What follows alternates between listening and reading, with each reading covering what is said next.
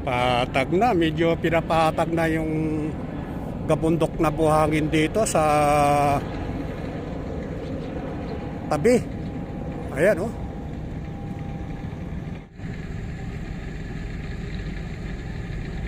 Nandito tayo sa Manila Bay mga kaibigan, sa reclamation. Ayan, medyo patag na yung gabundok na buhangin dito.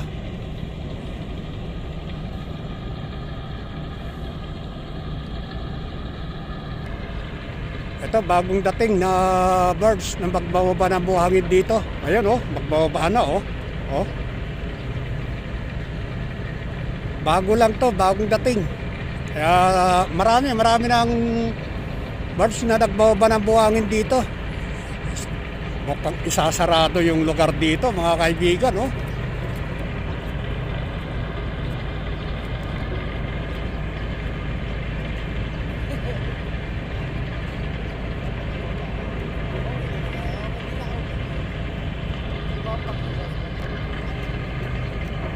Sasarado na yung lugar dito sa tabi. Ito yung pinakatabi na mismo. Dire-diretso na to. Dahil nga pinapatag na oh.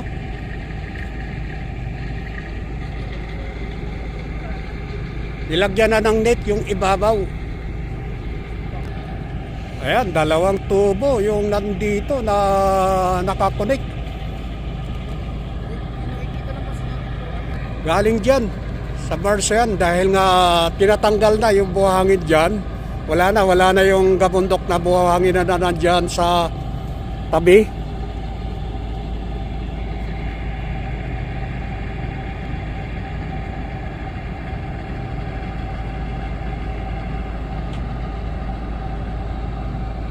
Kamakailan nandito tayo, yung buhangin na nandyan dito sa tabi, marami ito. Ngayon pakunti na lang dahil nga tinatanggal na. Ayan yung tubo oh.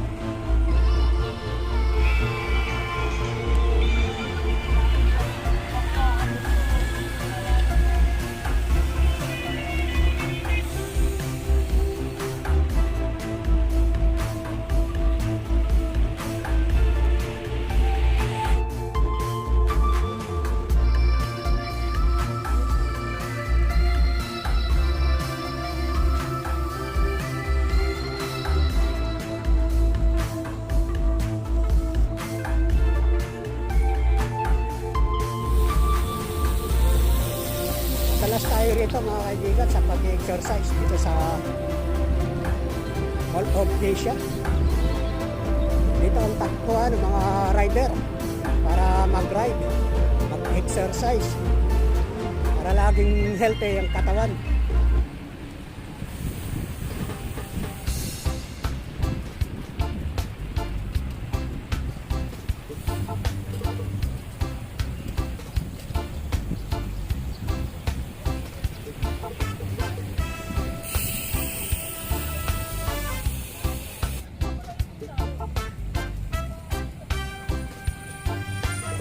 Pabilisan ng pagra-ride dito eh. Minsan karirahan pa.